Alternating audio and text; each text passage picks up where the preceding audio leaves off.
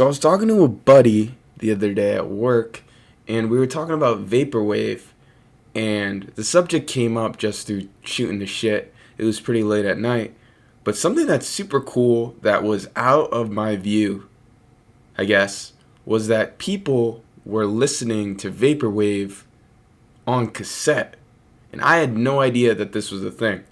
So I went on eBay and I found a whole wide range of cassettes and cassette players being refurbished, being resold, retooled, remagnetized, right? That way people could listen to vaporwave music. Not just vaporwave music, like cassette in general has just becoming more and more popular.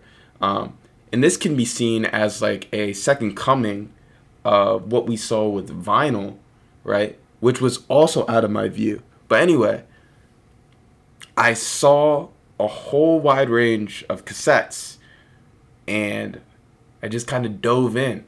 So I found a really cool one that I want to talk about real quick, a cassette player. And I also got some music to go with it. But it's super cool, and I fell down a rabbit hole of learning about the Sony Walkman. Now, I found a pretty cool model. I found the Sony Walkman WM-F5. This came out in 1984. This is a sports model, right? The reason why they have sports labeled right across the front has like a harder plastic shell, right? That's probably drop impact resistant. Now, I'm not going to test this because I paid about $179 just for this device, and with tax and shipping came out to around $200 for a device that came out in 1984. Yeah. So anyway, so it has FM capability. Like on the top, I'm able to tune in my dial, right, which is not actually standard parts. The seller had to do a replacement on this dial. The original looks more like the volume slider. But anyway, you can change the frequency that the device actually tunes into, which is super cool because my only experience with FM radio is with my job and with cars. So it's cool. There's also him and her headphone jacks for auxiliary cables. So I guess if you wanted to, you could plug in one, right, and then have your friend or your girlfriend or your romantic interest plug in the other, and y'all could listen to music together, which is also pretty dope, pretty cool. And on the back, you can see that it just has its standard name, FM stereo cassette player, WM Tact Foxtrot 5, right here, and a nice Sony logo. I know back in the day, I've been on forums, and a really big one that I've been using is Walkman Central, where I found a lot of great information.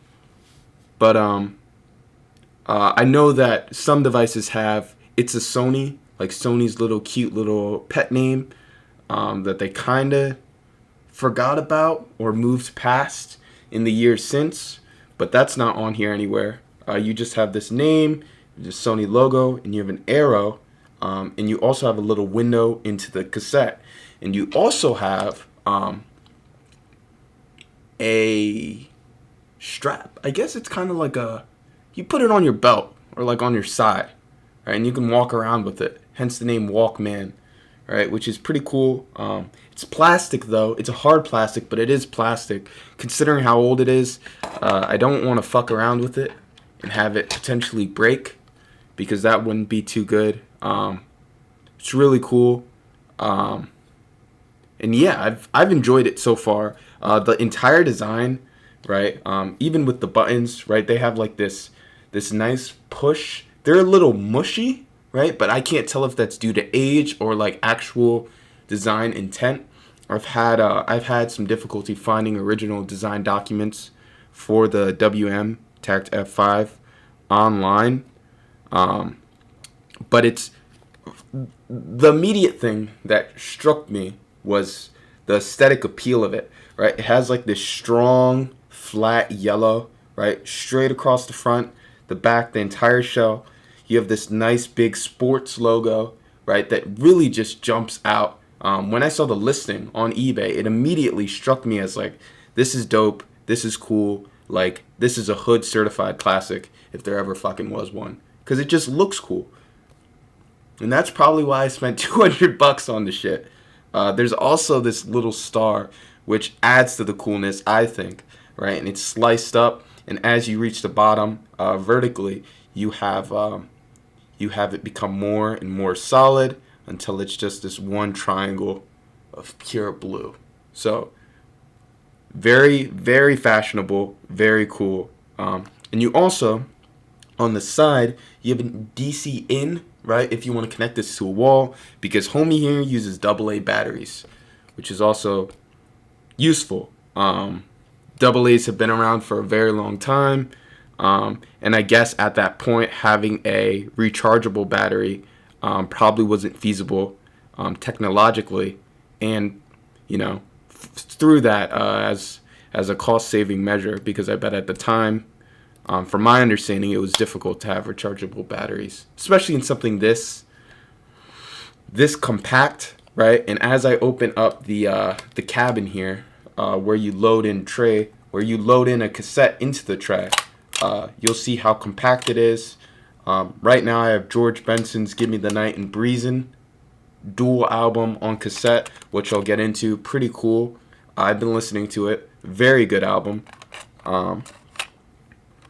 Super cool. But yeah, you have this nice black tray, right? You have these kind of, for lack of a better term, spinners that will rotate and obviously draw your tape out of the cassette. And yeah, it's closes nice, right? And to secure, you have this black latch that will fly over the top, right? And then this part will jut out forward, and you can close it down, and it's a nice tight fit. It's pretty nice. Yeah, looking back, and especially because I don't have any other experience with Panasonic cassettes or any cassettes, to be honest, right? Like, I was born early 2000s, so this piece of technology is, it predates me by a significant margin. I was not its target demographic at all, right? I've been spoiled, but I still really appreciate it. Like, it's cool. Now let's get into some music that I've been listening to. Because what's a cassette player without some damn music? So like I said, I've been listening to "Breezin'" and "Give Me the Night" dual on cassette. Pretty damn good. Pretty enjoyable. I've been getting into a lot of older music that I wouldn't have been able to listen to. Well, that's not true because internet. But I probably wouldn't have listened to otherwise, if we're being honest. And I also have my favorite Michael Jackson album, "Off the Wall," 1979. Certified classic. I love this album. I think Thriller is one of the best albums of all time, obviously. But "Off the Wall" is probably my favorite MJ album, just because of how sonically it felt like MJ was, he was branching out and doing his own thing. And this felt like this was the album where, it wasn't his team, it wasn't his father, it was MJ on his own debut, single album. He's all by himself, one man, making some bomb-ass tunes. So I really mess with this album a lot, and I've had a lot of fun with it, listening. And we have this other album, going back to Vaporwave. So this is Tomorrow, 2096, and it's this distant future Vaporwave, sonically ambient collection of sound. It's very hard to put a finger on the influences of Vaporwave without saying things that are kind of trite. You know, obviously hip hop influence, lo-fi hip hop, uh, but the sound seems slow, right? But not like sluggish slow, but deliberately so slow. Um, there's a lot of like long melodies that seem like they don't get the conclusions that you would think they would have, right? In terms of crescendos and how the music will rise and then fall very gradually. Especially in this, there are a lot of old recordings sprinkled in, consumer culture of like the 80s and 90s, and there are a lot of better descriptions of vaporwave music out there on the internet. I just appreciate Tomorrow 2096. I thought it was pretty dope. Will I listen again? Yeah, I'll listen again, but not anytime soon. And I also have Awesome Mix from Guardians of the Galaxy. Now, I feel like this is with Floral Shop. This is probably the cassette that a lot of people getting back into cassette, or people who are getting into cassette for the first time, like myself, get. The Guardians of the Galaxy movies were wildly popular, right? Spearheaded by Marvel and Disney. So it's very corporate, hodgepodge of hits from back in the day. But also they were hits for a reason, right? So even though it's very deliberate, very calculated, it was probably scrutinized to death, like which order the song should be in.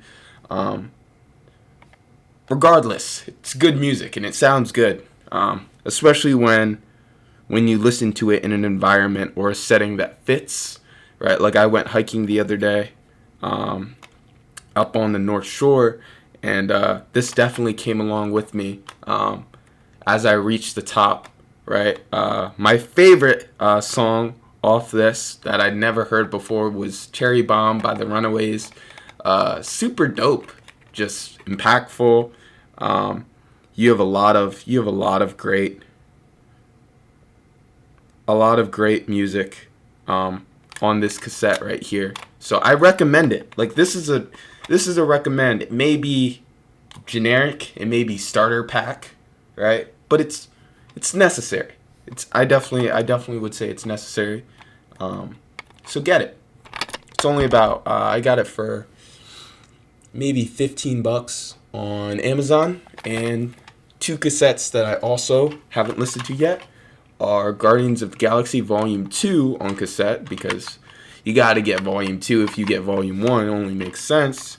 And Indifferent, which I bought because it was only like $3 on eBay. I was like, yeah, let's cop that too. Now, one thing that I do want to kind of circle back on, right, is getting the WM-F5 puts into perspective, especially for a person like me. Like I'm very comfortable navigating on the internet, right? Like a lot of people my age, and people just in general now in the year 2020, to be able to get any song I want, right, in any format I want, and usually at the highest quality possible, right, downloaded on multiple devices. This all isn't new, right? It's been like this for the last 15 years, and for the majority of my consciousness of being able to remember procuring music, getting music, listening to music, etc. But what I think is really cool about this, especially from a tech head's perspective, and a younger one at that, is that a device like this is a really good indicator of progress, right? Because at a certain point in time, right, early 80s, Sony debuts the Walkman, right? At that point in time, I think the media formats are vinyl and not. I don't even know, right? I'm not even 100% sure, but it was limited, right? So having a device where you could listen to music on the go, right? Have FM capability as well in addition to that. And, with the sports model, have more durability, right? You can run, you can be on the beach, you can bike and have your tunes go with you. I think that would be very, not only innovative, but useful, right? It's not just novel. It's like actually useful, allowing people to do things that they otherwise wouldn't be able to do. And I mess with that. I mess with that a lot. So I'm glad to have it in my collection as a device.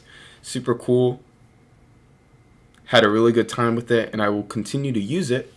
And also, it spurred me to do some research. Because for as cool as cassette is, the sound quality is limited. So I did some research, and I found the Sony WM-F5, which came out, I believe, in the early 90s. It has FM and AM capabilities. It has a bass enhancing feature called Mega Bass. It has auto reverse, which with cassettes, there's an A side and a B side. So this will actually play your A side to completion and then reverse the cassette and play your B side to completion all in one go without having to open up the tray, right, and mess around with your cassette, which saves time and is more efficient. Anti-rolling mechanism, which I believe keeps your cassette from skipping while moving. And since these are portable players, very useful. And it is it's compact, so pretty small form factor relative to cassette players. Obviously, if you have an iPod or some other way of playing music like your phone, its size is outdated. But yeah, this is actually new in box. It's new in box. It hasn't been opened whatsoever. I got it for $120, shipping included, on eBay, which is, I'm spending way too much money on cassettes, but I think the technology is just super cool, and I can't wait to open up my WM-F5 and just see its insides and probably clean it up. I'll probably be doing the same to this, but yeah, you can see it's all sealed. And if I have any other further thoughts, probably do share my thoughts on that. But yeah, the WM-F5, really, really cool. I think it would be interesting for Sony, maybe in 2024, to do a re-release, limited anniversary re-release for the 40-year anniversary. I think that would be dope. I know they did something like that for the original Walkman, but it was like digital. I want it to be analog. Like if they did that for the sports model, I think that would be dope. The streets would love it. I would love it. The nerds would love it. I think it would be a really cool thing. So yeah, if you have any thoughts on the WM-F5, please let me know.